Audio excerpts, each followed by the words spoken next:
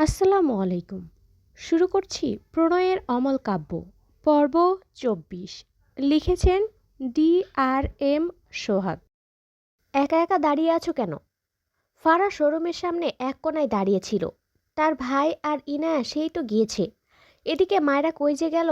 ইরফানও পিছু পিছু গেল। সে আর কি করবে? চুপচাপ দাঁড়িয়ে তাদের জন্য অপেক্ষা করছিল। শুদ্ধ ফায়েজের কাছে কল করেছিল। কিছু কাজ থাকায় ইরফান আর মায়রার সাথে আজ গ্রাম থেকে ব্যাক করেছে। শুদ্ধর কথায় চোখ তুলে তাকালো ফারা। শুদ্ধ ফারার দিকে চেয়েছিল। চোখে চোখ পড়ায় ফারা দ্রুত চোখ নামিয়ে নেয়। শুদ্ধ মৃদু হেসে বলে, আমার হবু বউয়ের জন্য ফোন কিনতে আসলাম। চুজ করে দিবে ফারা? ফারা রেগে তাকায় শুদ্ধর দিকে। শুদ্ধ ফারার কপালে দু আঙুলের দ্বারা একটা টোকা দিয়ে ফিসফিসিয়ে বলে, ভয় পাচ্ছি তো। ফারা চোখ সরিয়ে নেয়, রেগে বলে, তুমি তোমার হবু বউয়ের জন্য ফোন কেন? পুরো মার্কেট কিনে নাও। আমাকে বলছো কেন? যাও এখান থেকে। শুদ্ধ হেসে বলে, তোমার পছন্দ মারাত্মক সুন্দর বুঝলে, কিন্তু আমার পছন্দ সিমার্কা।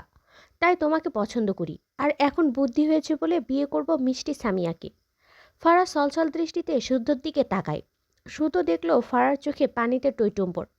শব্দ করে হেসে ফেলল। ফারা চোখ সরিয়ে নেয়। শুদ্ধ মৃদু হেসে বলে, চোখের পানি টপ টপ করে পড়ে না কেন? তোমার এটাকে কান্না বলে না। ভালোভাবে কাঁদো তো ফারা। ফারা রেগে বলে, তুমি যাবে এখান থেকে? বলতে বলতে চোখ থেকে টুপ করে কয়েক ফোঁটা পানি গড়িয়ে পড়ে। শুদ্ধ ফারার গালে গড়িয়ে পড়া পানি দেখে হেসে বলল, নাও পারফেক্ট, এভাবেই কাঁদতে হয়।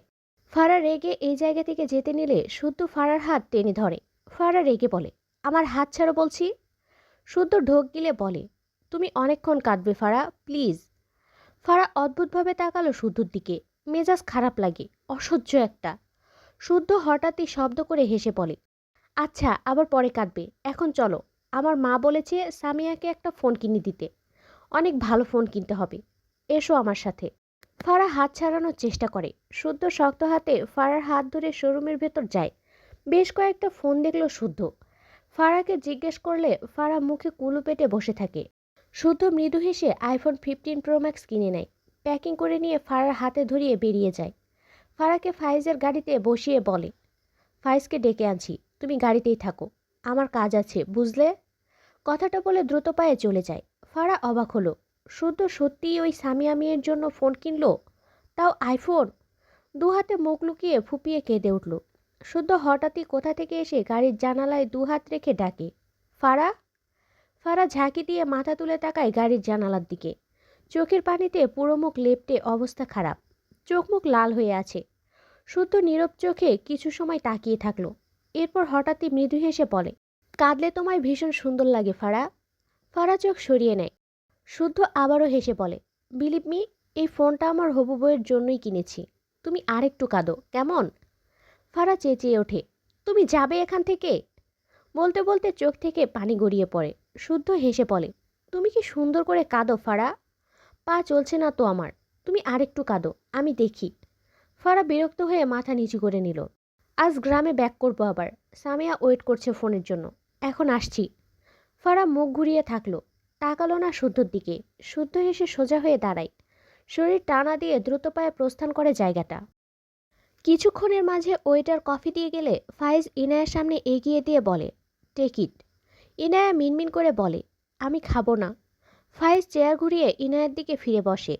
এরপর ইনায়ার চেয়ার সহ ইনায়াকে তার দিকে ঘোরায়। ইনায়া অবাক হয়ে বলে, আরে কি করছেন?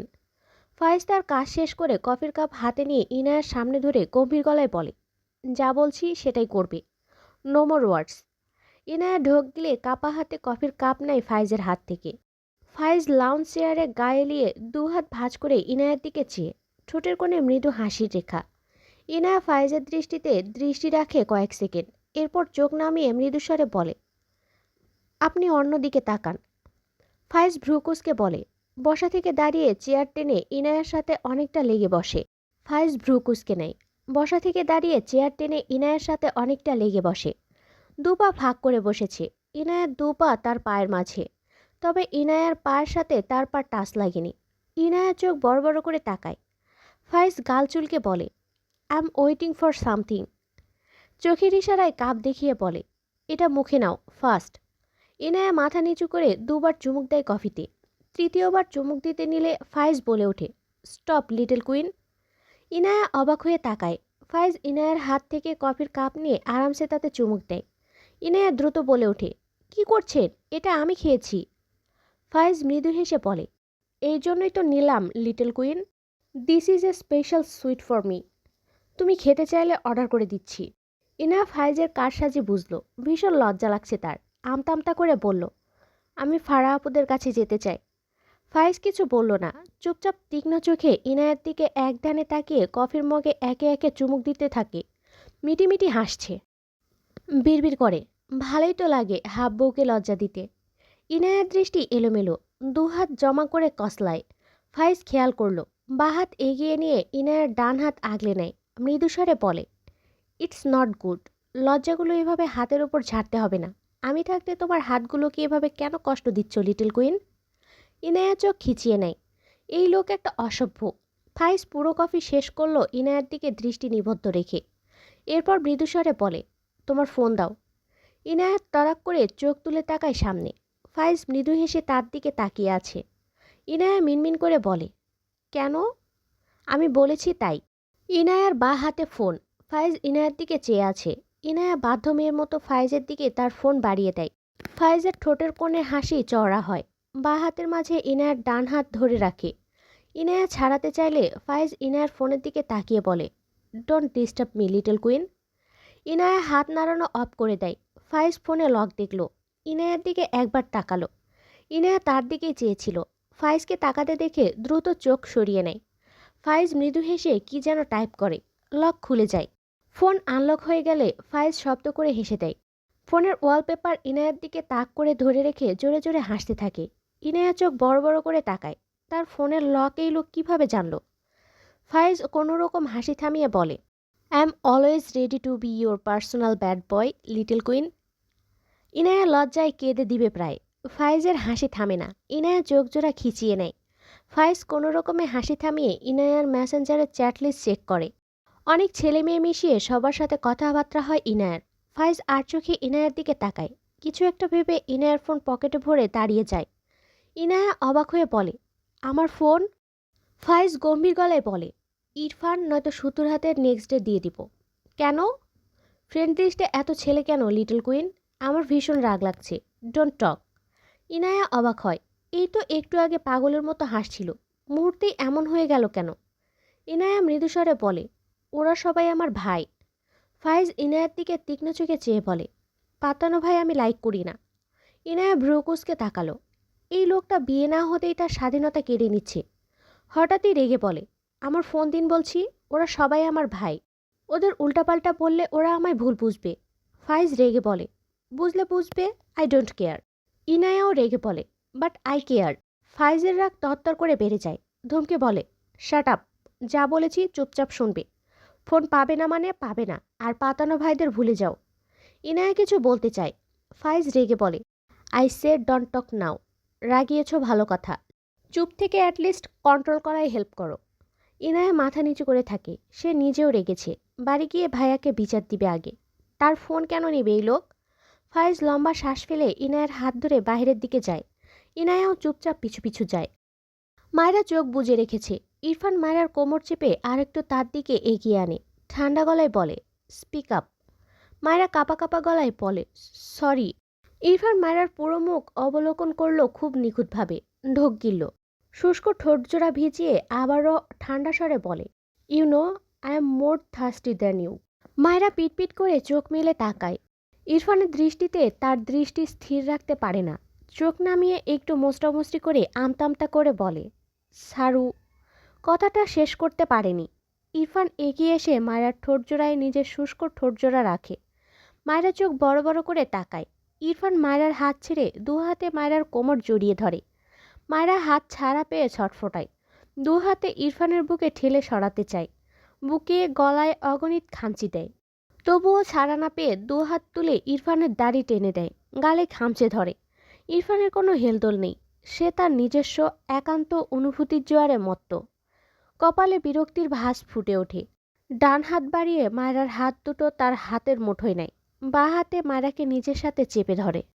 মায়েরা অসহায় হয়ে এক পর্যায়ে ফুপিয়ে ওঠে। ইরফান ফোঁপানোর শব্দে সম্বিত ফিরে ফিরে দ্রুত মায়রাকে ছেড়ে দেয়। কিছু বলার আগেই মায়রা ইরফানের গায়ের ওপর গড়গড় করে বমি করে দেয়। ইরফান হতভম্ব। মায়রা একটু আগে যা যা ফুসকা খেয়েছিল সব উগলে ইরফানের গা ভাসিয়ে দিয়েছে। ইরফানের চোয়াল শক্ত হয়ে যায়, রাগে শরীর কাঁপছে। পরনে কালো স্যুট প্যান্ট। অফিসে কিছু কাজ ছিল, মায়রাকে নিয়ে অফিস হয়ে যেতে চেয়েছিল। মায়রা বমি করে বসে বসে ঢুলছে, মাথা নিচু করে ফুপিয়ে কাঁদছে। ইরফান বোধহয় পারল না রাগ কন্ট্রোল করতে। ডান হাতে মায়রাকে টেনে গালে থাপ্পড় মারতে নিলে মায়রা হেলে পড়ে ইরফানের গায়ের ওপর। ইরফানের হাত থেমে যায়, তবে চোয়াল শক্ত। মায়রা দুর্বল শরীর নিয়ে ডান দিকে পড়ে যেতে নেয়। তার আগে তার দুহাত ইরফানের গলা জড়িয়ে ধরে। ইরফান ধরল না মায়রাকে, দুহাত মুষ্টিবদ্ধ করে রেখেছে। মায়রা দু হাতে ইরফানের গলা জড়িয়ে ধরে ইরফানের গলার সাথে তার মুখ ঠেকিয়ে ফুপিয়ে কাঁদে। জড়ানো কণ্ঠে খুবই আস্তে বিড়বিড় করে, সরি, আমি সিগারেটের গন্ধ সহ্য করতে পারি না, সরি, মারবেন না। ইরফান চোখ বুজে ঢোক গিলল। তার গলায় মায়রার গরম নিঃশ্বাস পড়ে, সাথে চোখের নোনতা পানি। মেয়েটা কি যেন বিড়বিড় করে, ইরফান বোঝে না। রাগ আর বিরক্তির পারদ রক্তের কণার ন্যায় তার শরীরে শিরায় শিরায় ছুটতে লাগলো। বেশ অনেকক্ষণ চুপ করে থাকলো, মায়রাকে ধরল না। মায়রাও ইরফানের গলা ছাড়ল না। এখনও গাড়ির ডিকিতে বসে মায়রা।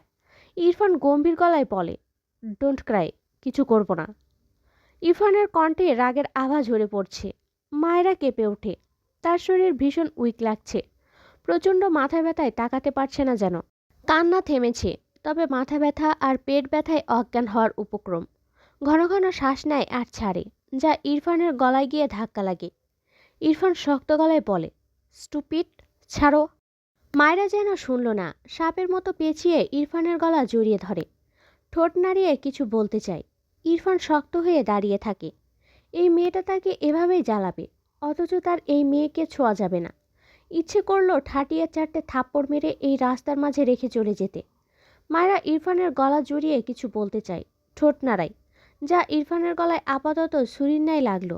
ডান হাতে ঝটকা মেরে মায়রাকে তার থেকে সরিয়ে কিছু বলতে চায়, কিন্তু মায়রা তার ডান দিকে হেলে পড়তে নিলে ইরফান দ্রুত বাঁ হাতে মায়রার কোমর জড়িয়ে নিজের সাথে আগলে নেয়। রাগ বিরক্তি চাপা পড়ে হঠাৎই ইরফানের মুখ জুড়ে চিন্তারা হাজির হয়। মায়রা চোখ বুজে ঠোঁট নাড়িয়ে কি যেন ভিড়ভিড় করে। ইরফান বুঝল বমি করার ফলে অতিরিক্ত উইক হয়ে মেয়েটার এই অবস্থা। নিজেকে দুটো থাপ্পড় দিতে ইচ্ছে করলো। এই বাচ্চার আশেপাশে থাকাই তার চরম লেভেলের ভুল। লম্বা শ্বাস ফেলে মায়রার মুখে লেগে থাকা বমির অংশ খসখসে ডান হাতের তালু দ্বারা মুছে দিল। মায়রা নড়ে চড়ে ইরফানের শুটে মুখ ঘষে ইরফানের সাথে চেপে বসে। দু হাতে ইরফানকে জড়িয়ে ভারী নিঃশ্বাস ফেলে। ইরফান মায়রার এলোমেলো হিজাবটা টান দিয়ে খুলে কোনো রকমে মাথার উপর দিয়ে দেয়। মায়রা পিট পিট করে চোখ মেলে তাকায়। ইরফান মৃদুস্বরে বলে, আর ইউ ওকে? মায়রা ইরফানকে ছেড়ে দেয়, ডিকির ওপর বসে ঢুলছে। ইরফান রাগে বিরক্তিতে গায়ের স্যুট একটানে খুলে ফেলে। এরপর দ্রুত হাতে কালো শার্টের বোতামগুলো একে একে খুলতে থাকে। মায়রা আদো আদো চোখ মেলে ইরফানকে দেখে ভয় পায়। ইরফান শক্ত চোখে মায়রার দিকে চেয়ে আছে, মনে হচ্ছে এক্ষুনি টুপ করে খেয়ে ফেলবে। মায়রা কান্নামাখা জড়ানো গলায় বলে, সরি। ইরফান স্যুট আর শার্ট গাড়ির ডিকির ওপর রেখে ঝট করে মায়রাকে কোলে তুলে নেয়। মায়রা ইরফানকে ভীষণ ভয় পায়। মাথা ব্যথায় চোখ মুখ কেমন লাল হয়ে গেছে, তবুও আদো আদো স্বরে বলে, আমি আপনার সাথে যাব না, আমায় ছাড়ুন। ইরফান দু পায়ে গলে সামনে শুদ্ধর কথায় থেমে যায়। What is cinema? ছি ছি ছি ভাই, তাই বলে ফাঁকা রাস্তা পেয়ে 15 বছরের বাচ্চা মেয়েটাকে ছাড়লি না? মায়েরা কথাই বলতে পারছে না, হঠাৎই মাথা ব্যথা বেড়ে গিয়েছে। তবে বুঝলো এখানে শুদ্ধ এসেছে, কিন্তু চোখ খুলল না। ইরফান এমনিতেই রেগে বম হয়ে আছে। শুদ্ধর কথায় যেন আগুনে ঘি ঢালার মতো কাজ হলো। রাগান্বিত স্বরে বলে, ডোর খুলে দে। শুদ্ধ আফসোসের সুরে বলল, মেয়েটার জন্য খুব কষ্ট হচ্ছে রে। আহারে, তোর কাছে থাকা সেফ নয় মনে হচ্ছে, ওকে আমায় দে, বড় হলে আবার তোকে দিয়ে দিব। কথাটা বলে এগিয়ে আসতে নিলে ইরফান উল্টো ঘুরে অপর পাশে গিয়ে নিজের ডান হাত দিয়ে ডোর খুলল। এরপর মায়রাকে ড্রাইভিং সিটের পাশের সিটে বসিয়ে দেয়। শুদ্ধ হাসলো, তবে মায়রাকে বেশ ভালোই অসুস্থ লাগলো। সিরিয়াস কিছু নাকি? ইরফান মায়রাকে সিটে বসিয়ে দিয়ে শুদ্ধকে বলে, ইনায়াকে যেন বাড়ি দিয়ে আসে। এরপর ইরফান এগিয়ে গিয়ে মায়রার সিট বেল্ট বাঁধতে নেয়। মায়রা পিটপিট করে চোখ খুলে ইরফানকে উদাম গায়ে তার কাছে দেখে কান্নামাখা গলায় বলে, কি করছেন? সরুন। ইরফান জ্বলন্ত চোখে তাকায় মায়রার দিকে। মায়রা আমতা আমতা করে বলে, সরি। ইরফান মায়রার সিট বেল্ট বেঁধে গাড়ির লাইট অফ করে সিটে গায়ে এলিয়ে চোখ বুজে। মায়রা কপালের কোণায় হাত দিয়ে ব্যথা কমানোর চেষ্টা করে। মিনমিন করে বলে, আমি শুদ্ধ ভাইয়ার সাথে যেতে চাই। ইরফান কথাটা শুনেই ঝড়ের বেগে মায়রার কাছে এসে মায়রার গালে একটা শক্তপোক্ত চড় মেরে দেয়। মায়রার মাথা ভন ভন করে। মাথা ব্যথার মাঝে এমন থাপ্পড় খেয়ে যেন মাথা ঝিম মেরে যায়, ফুপিয়ে ওঠে। ইরফান শক্ত করে মায়রার গাল চেপে ভস্ম করা চোখে চেয়ে হিসিয়ে বলে, আর একটা কথা বলবি তো এখানে এক্ষুনি গাড়ির নিচে চাপা দিয়ে দেব। মায়রা ভয়ে কাঁপছে। আবারও উকি করতে নিলে ইরফান তার জায়গায় বসে গাড়ির স্টিয়ারিংয়ে একটা পাঞ্চ মারে। এরপর গাড়ি থেকে নেমে দাঁড়ায়। মায়রা ফুপিয়ে কাঁদে, বিড়বিড় করে, সিগারেট খেয়ে এসে অসভ্যতামি করবে, অসভ্য লোক। সিগারেটের গন্ধে আবারও যেন বমি আসলো মায়রার। মেয়েটা সিগারেটের গন্ধ একদমই সহ্য করতে পারে না। ইরফান গাড়ি থেকে নেমে গাড়ির পাশেই দাঁড়ায়। পকেট হাতালো, কিন্তু সিগারেট পায় না। প্যাকেটে দুটো সিগারেট ছিল। এখানে গাড়ি থামিয়ে সেই দুটো সিগারেটের ধোঁয়া উড়িয়ে মায়রার কাছে এসেছিল। সিগারেট না পেয়ে আরও রেগে গেল। পাশে শুদ্ধ দাঁড়িয়ে রসিকতার ছলে বলে, মেজাজ ফুরফুরে থাকার বদলে এমন গরম কেন রে?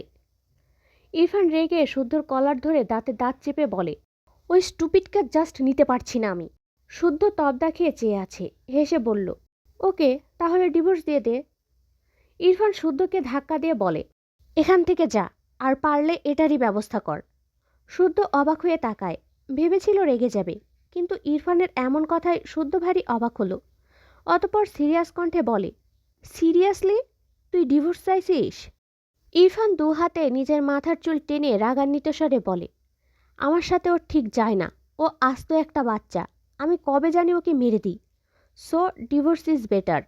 শুদ্ধ ইরফান গাড়ি থেকে বেশ দূরে না দাঁড়ানোই মায়রা ইরফান আর শুদ্ধর প্রতিটি কথা শুনতে পায়। এতক্ষণ মাথা ব্যথায় চোখ থেকে পানি পড়লেও এবার হৃদয়ের ক্ষতে যেন চোখের পানি শুকিয়ে গেল। কান্না থেমে যায় মায়রার। ডান হাত তুলে নিজে ঠোঁটে একবার হাত বোলায়। ছেলেদের কাছে মেয়েদের এই শরীরটাই সব। ছোট্ট মেয়েটা কেমন যেন বড়দের মতো কষ্ট পায়। চোখ থেকে টুপটুপ করে কয়েক ফোঁটা পানি গড়িয়ে কোলের ওপর পড়ে। দু হাতে চোখ মুছে নেয়। কষ্ট পাওয়ার কি আছে? লোকটা তো বিয়ের দিন থেকেই তাকে মানে না, আজ মুক্তি চাইছে। এটাই তো স্বাভাবিক। মাথা ব্যথায় যেন মাথা ছিঁড়ে যাবে। তবুও বহু কষ্টে মায়েরা গাড়ি থেকে নেমে দাঁড়ায়। পিছু ফিরে তাকায় না। ঢুলতে ঢুলতে ধীর পায়ে হেঁটে সামনে এগোয়। একটা সিএনজি দাঁড় করিয়ে তাতে উঠে বসে। ঘাড়ের সাথে ছোট ব্যাগ আছে, তাতে টাকা। তাই আর কিছু ভাবল না। সিএনজির এক কোণায় বসে মাথা লাগিয়ে চোখ বুজল। বন্ধ চোখের পাতা দিয়ে জল করায়। বিড়বিড় করে, বাবা মা, তোমরা আমায় তোমাদের সাথে কেন নিয়ে গেলে না? ইরফান শুদ্ধর থেকে সিগারেট নেয়। দুটো সিগারেট পুড়িয়ে কি যেন ভেবে দ্রুত তার গাড়ির দিকে যায়। শুদ্ধ চিন্তিত বদনে ইরফানের দিকে চেয়ে আছে। সত্যি বলতে ইরফানের হঠাৎ এমন কথায় তার নিজেরই খারাপ লাগছে। যদি সত্যি ইরফান এমনটা করে, তবে শুদ্ধ তার সম্মানিত মামাকে ইরফানের বাবাকে চারটে কথা শুনিয়েই ছাড়বে। শুদ্ধর খারাপ লাগে মেয়েটার জন্য। ওইটুকু একটা মেয়ে, একে তো বয়স না হতেই বিয়ে হয়ে গিয়েছে, আরেক ডিভোর্স হয়ে যাবে। ইরফান গাড়ির ডোর খুলে ভেতরে মায়রাকে না দেখে ভ্রুকুচকে তাকালো। ব্যাক সিটে চেক করেও মায়রাকে না দেখে অবাক হয়। এখানেই তো বসেছিল। দ্রুত গাড়ি থেকে বেরিয়ে আশেপাশে তাকায়, কোথাও নেই। ইরফান ঢোক গিলল। গাড়ির ডোর শব্দ করে লাগিয়ে সামনের দিকে এগিয়ে যায় দ্রুত পায়ে। চোখ ঘোরায়, মায়রার ছায়াও নেই।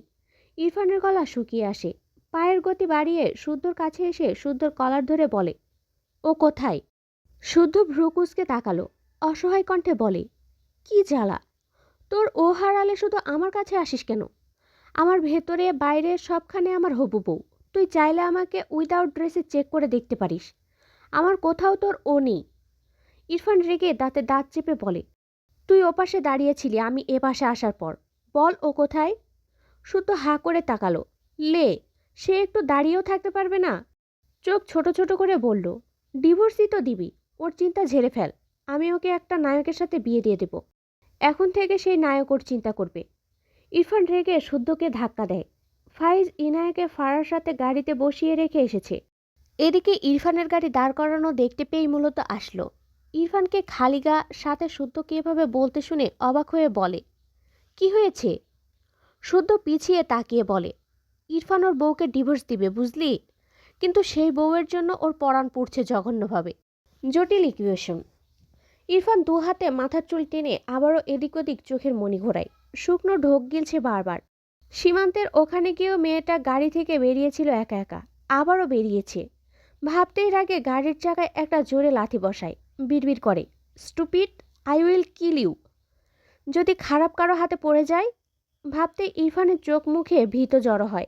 রাগ চেপে যায়। দু হাতে মাথার চুল টেনে হঠাৎই চিৎকার করে বলে, ওকে এনে দে প্লিজ। শুদ্ধ আর ফাইজ অবাক হয়ে তাকালো ইরফানের দিকে। ইরফানের কণ্ঠ কাঁপছিল। আর প্লিজ শব্দটা, তাও ইরফান, নট পসিবল।